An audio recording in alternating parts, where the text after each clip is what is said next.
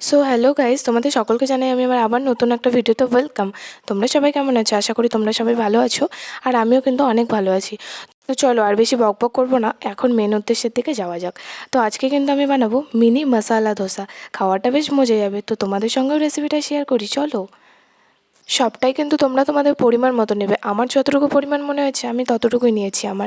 এবার আমি 1.5 cup সুজিতে 1/2 cup চিনি নিয়েছি, আর এটা নিচ্ছি আমি মিক্সির বাটিতে। এবার নিয়ে নিলাম একটুখানি পরিমাণ মতো লবণ।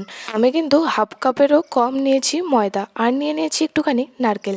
আর এরপরে দিয়ে দেবো আমার পরিমাণ মতো জল। তোমরা যতটা দেবে তার পরিমাণ মতো জল দিয়ে দেবে। আর এই যে আমি মিক্সিতে গোলানোর পরে আমার মনে হচ্ছে আর একটু জলের প্রয়োজন, তাই জন্য আর একটু জল দিলাম। তারপরে আমি নারকেল উঠাচ্ছিলাম। এটা ছিল আমার তরকারির জন্য প্রস্তুতি। তো এখন ব্যাটারটা তৈরি করে রেখে আমি তরকারিটা করে নিই চলো ফটাফট। নারকেলটা ওঠানোর পরে নারকেলের যে এই পাতলা শাঁসগুলো উঠে এসেছে সেগুলো থেকে খোসাগুলো ছাড়িয়ে নেওয়ার পরে নারকেলটাকে কুচি কুচি করে কেটে নেব। নারকেল কাটা তো কমপ্লিট। তারপরে নিয়ে নিয়েছি কিছু ড্রাই ফ্রুটস।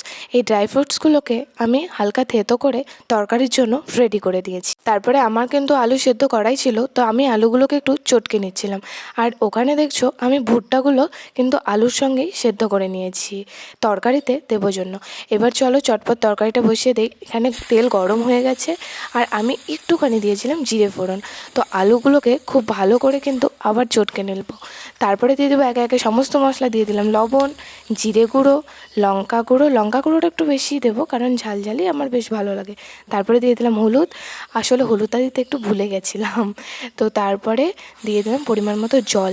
এবার তরকারিটাকে ভালোভাবে কষতে হবে যেন মশলার গন্ধটাও না থাকে, আর তরকারিটাও বেশ সুন্দরভাবে হয়ে যায়। তারপরে আমি দিয়ে দিলাম একে একে ড্রাই ফ্রুটস আর নারকেলটা। তারপরে আবার ভালোভাবে সব কিছু নেড়ে নিতে হবে। নাড়ার পরে আমি একটু দিয়ে দিলাম বাটার, যেন টাইটও না হয় আর খুব ঝোলঝোলও না হয়ে যায়। আর দেখতেই পাচ্ছ আমার কিন্তু একদম সব কিছু পারফেক্ট হয়েছে। তোমরা যদি আমার মতো তরকারিটা করতে চাও আমার পরিমাণ অনুযায়ী নিতে পারো। তো আজকে কিন্তু ভীষণই গরম পড়েছিল, আমি তো ঘেমে একদম পুরো স্নান করে গেছি রান্নাঘরে। তো এখন আমি একটু বেরোবো, তারপরে এসে আমি সব কিছু রেডি করবো। 3 hours later. তো এখন কিন্তু সন্ধে হয়ে গেছে। তারপরে আমি আবার সব আইটেম নিয়ে চলে এসেছি, আর এটা ছিল বেগুনের বোটা। আর তোমরা ব্রাশ দিয়েও ব্রাশ করতে পারো, মানে বাটার লাগিয়ে নিতে পারো তাওয়াতে। আর আমি কিন্তু এটা দিয়ে লাগাবো, আমার এটাই বেশ ভালো মনে হয়। এবার দেখতে পাচ্ছ একটু বেশি করে নিয়ে বাটারটাকে চারিদিকে লাগিয়ে নেব। বেশি লাগাবো না, পরিমাণ মতো লাগিয়ে নিব যেন তাওয়াটা না পুড়ে যায় আর এই ব্যাটারটাও না লেগে যায়। তো দেখতে পাচ্ছ আমি নিয়ে নিয়েছি একটা সুপের চামচ। তো এটা দিয়েই আমার বেশ ভালো লাগছিল।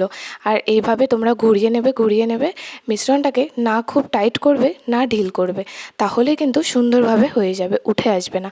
খুব বেশিও না খুব কমও না, পরিমাণ মতো তরকারিটাকে নিয়ে মাঝখানে দিয়ে দিলাম। তারপরে চারিদিকে ফোল্ড করে নেব কিছুটা পাটি সাপটার মতো। নেওয়ার পরেই কিন্তু হয়ে যাবে আমার মিনি ধোসা, মিনি মশালা ধোসা। তো তোমরা যদি আমার মতো এই আইটেমটা করতে চাও তো করতে পারো। আর তোমরা অবশ্যই তোমাদের পরিমাণ মতো সব কিছু নেবে। তারপরে ওপরটায় দিয়ে দিলাম আর একটু বাটার। ইচ্ছে হলে বাটারটা দিতেও পারো, আবার নাও দিতে পারো, স্কিপ করতে পারো। আর আমার খেতে ভালো লাগে তাই জন্যই কিন্তু আমি বাটারটা একটু বেশি বেশি করে লাগিয়ে নিচ্ছি। তো আমার কিন্তু দেখতেই পাচ্ছ তাওয়াতে একটাও লেগে যায়নি, খুব সুন্দরভাবে হয়ে গেছে সবগুলো। আমি কিন্তু সব ধোসাগুলোকে হালকা আঁচেই ভেজেছি, কারণ ফুল আঁচে ভাজলে সেটা শুধু ওপরটা পুড়ে যাবে, তাছাড়া ভেতরটা কিন্তু হবে না। তো দেখো আমার সব কিছু রেডি হয়ে গেছে। আর আবার আমি তোমাদেরকে একটা দেখিয়ে দিচ্ছি। দেখো মাঝখানে তরকারি দিয়ে দিলাম, এবার চারিদিকে ফোল্ড করে নিলাম। আর এটা একটু প্রবলেম হচ্ছিলো তাই ব্যাটারটা একটু লাগিয়ে দিলাম। দেওয়ার পরে ওপরে আবার বাটার দিলাম, দেওয়ার পরে সেঁকে নিলাম।